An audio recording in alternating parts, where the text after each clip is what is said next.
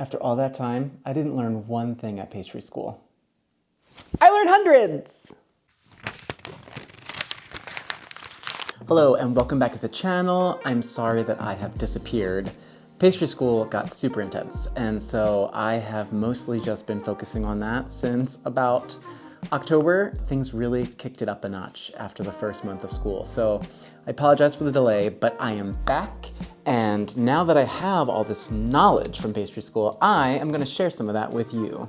So I thought a lot about what kind of teaching video I wanted to make. And when I think about a bunch of the recipes that we learned over the last 4 months, I kept coming back to something that could be versatile and pretty straightforward for anyone from a beginner to intermediate pastry chef. One thing that I thought that could be very easy to learn and be very versatile and can be used in many different ways is crème pâtissière.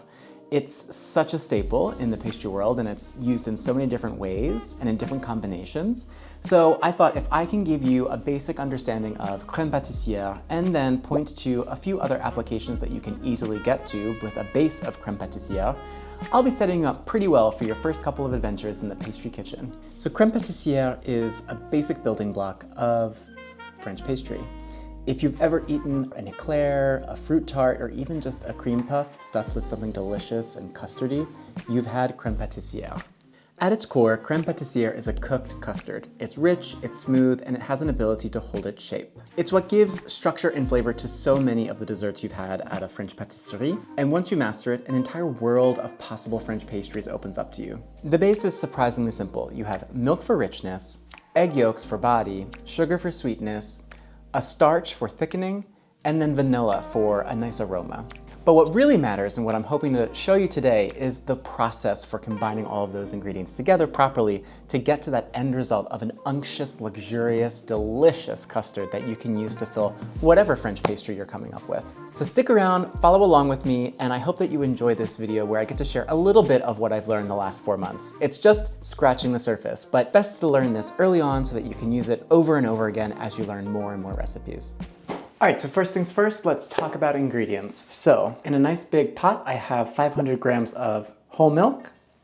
In here, I just put 100 grams of egg yolks with 90 grams of sugar and 50 grams of starch. And you need to whisk this together right away to both avoid clumping, but also if you leave eggs exposed to sugar, they actually start to cook. So you wanna mix this up really well. So that you avoid any lumps, and you just want to aerate it a little bit and homogenize the mixture, because what we're going to do next is we're going to heat up the milk with the vanilla pod, and that will help infuse the milk with the vanilla flavor. But then we're going to use the hot milk to temper the eggs, and then cook the whole mixture until it thickens up and hits the right consistency that we want for our crème pâtissière. So let me just whisk this together, get it to be a nice homogeneous mixture, which is great.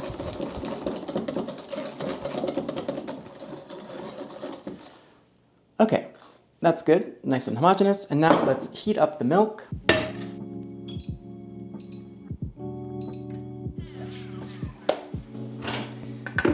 At the same time that we're heating up the milk, I'm just gonna cut open the vanilla pod and scrape out all of the seeds, because that is really gonna help infuse this crème pâtissière with tons of vanilla flavor. So you just cut it in half lengthwise,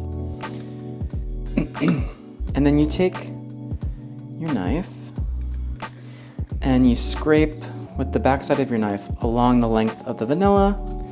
And that is going to get you all of the seeds that you can put into your milk. I want this really vanilla flavored, so I'm going to use both sides. Give that a swirl. Now, as it's heating up, you also want to make sure that you're stirring the milk so that it doesn't scorch on the bottom. You want it to come really smoothly up to a boil so that you can use the hot milk to then temper the eggs. We're almost getting there. You start to see some smoke come off of the milk. It means it's getting nice and warm, but you want it to get to a boil so that you can use that heat to temper the eggs. but keep it moving so that you don't get any burnt parts on the bottom. Okay, we're at a boil. So now what you're gonna do is just pour a little bit of that into your eggs to get them up to temperature.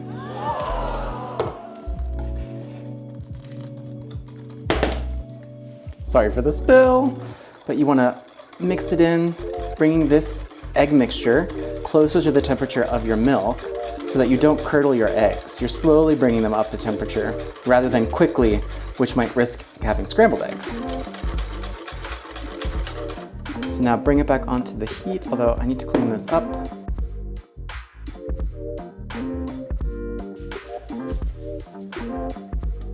So now pour all of that mixture back into the larger mixture and keep on whisking.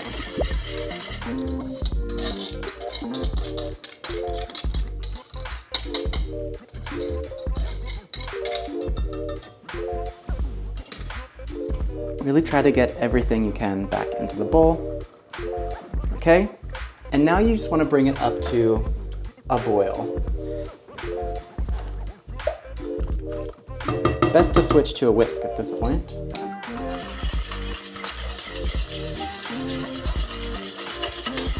So now be really vigorous when you're doing this. You want to make sure you're really mixing the mixture to, again, avoid clumps forming and to avoid anything cooking to the bottom.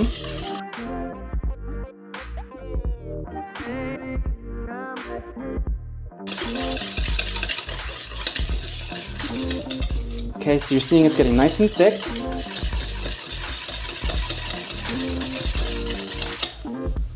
And it's boiling. You can see it's still creating bubbles, which is what you want.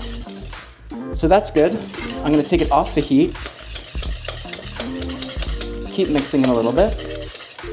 And now what you're going to do is you're going to transfer this into ideally a shallow pan so that you can get this to cool down as quickly as possible. I've just lined this container with a little bit of cling wrap. And we're going to put it all in here.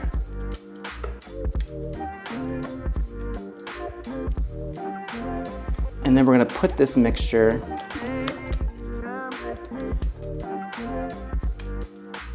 with cling film on contact. You want to cover it with plastic on contact because otherwise this will form a skin if you just let it cool down without anything covering the top. Now again, ideally you want to spread this out a lot thinner so that it cools down much faster, but we're in the home kitchen, so this is the best that I can do.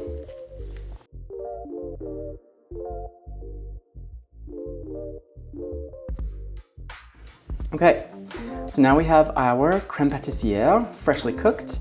It's all covered up, protecting it from the air, and now I'm going to pop this in the freezer so that this cools down as quickly as possible.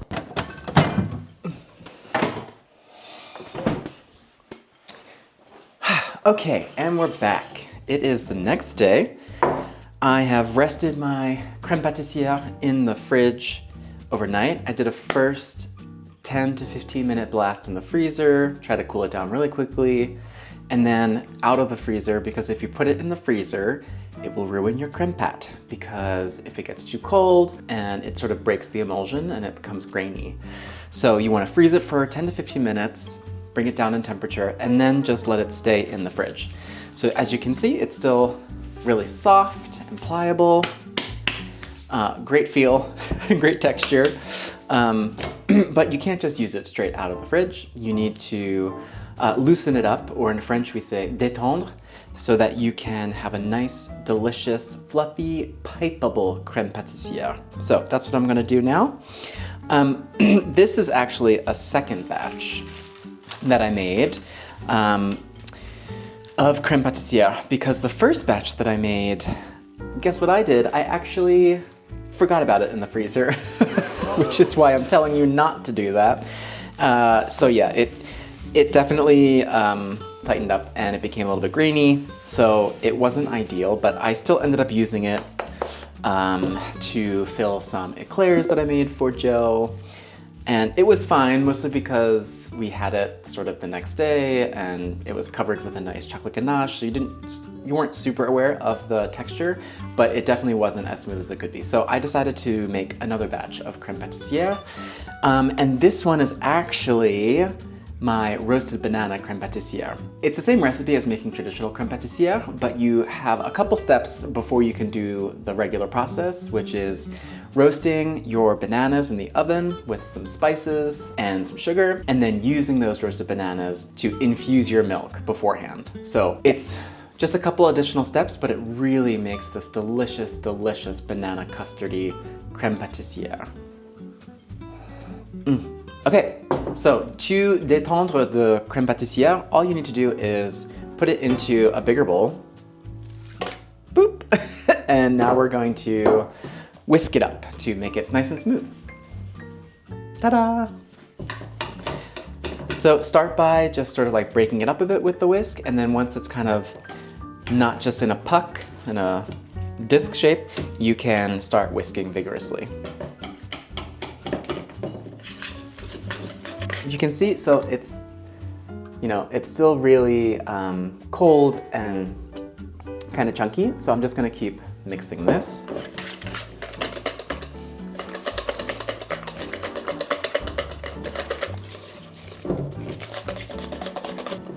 Be sure to scrape all the different sides of your bowl so that all of the crème pâtissière can be loosened up and made as smooth as possible. We're almost there. So you see that it's kind of holding together more as one smooth cream as opposed to little chunks. If you have a stand mixer, like a KitchenAid mixer, this is a great use case for that so that you don't get out of breath like I'm getting out of breath, and it'll be really easy to loosen up your crème pâtissière. But I think we're good. I think this is looking good. Yum. Let's just give it a little try.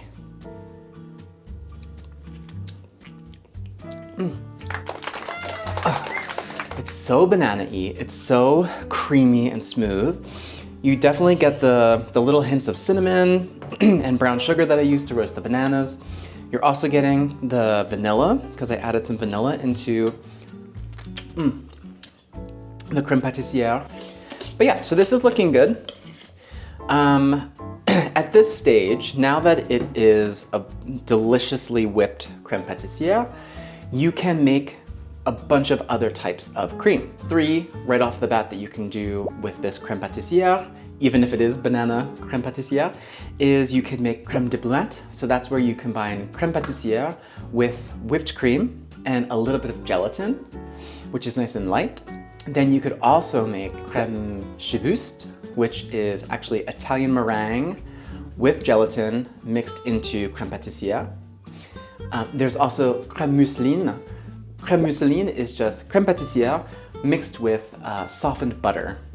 And so basically, now that you have it whipped back up, you would take some really soft butter, not melted, but definitely spreadable, and you slowly, consistently whip it in until you've reached the final amount of butter that you need.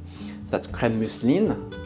And then the last one, which is really fitting for the month of January, is frangipane, which is crème pâtissière, and you mix in crème d'amande or almond cream, and that creates a luscious almondy flavor cream that you can use in things like galette de roi, which is the January French pastry celebration, where you basically create a puff pastry, round puff pastry cake. It's 2 layers filled with the frangipane, which is the crème pâtissière and crème d'amande, almond cream. And the whole ritual around it is that you actually hide a little token, a ceramic token, somewhere in the galette de roi.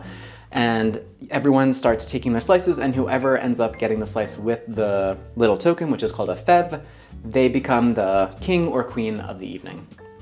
But anyway, crème pâtissière is such a great, delicious recipe. You can use it in so many different French pastries, and with just this one recipe, you now have access to 4 additional types of cream that can slightly elevate the different types of French pastry that you can do, because you now, with just learning this one recipe, are pretty easily able to make those 4 other creams for like Paris Brest, or for Saint-Honoré, which traditionally uses crème chibouste, or crème diplomate, which is just a lovely way to have a kind of lighter, very easily pipeable cream to put on top of different desserts. So I hope that you liked learning about how to make crème pâtissière.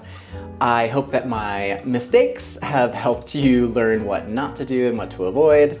But right now, since I have this freshly whipped roasted banana crème pâtissière, I'm gonna put this all into a pastry bag. That's how I like to store it when I'm gonna use it over the next couple of days.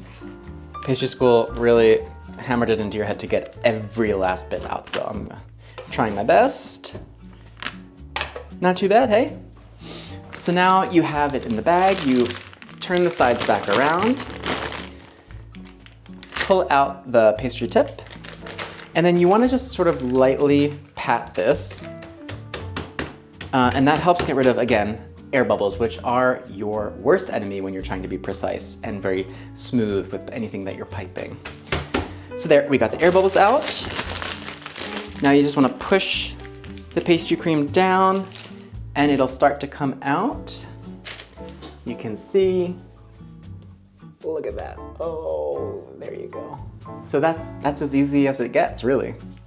So I'm gonna leave you there. I'm gonna cover this with some of my roasted banana crème pâte, and I will see you guys in the next video. Comment below what recipe you'd like to see next that I've learned at pastry school, because there are so many delicious recipes, and I'd be so excited to show you and share what I just finished learning at Ferrandi in this last 4 months of my life. So yeah, like, subscribe, and I'll see you guys soon. Bye.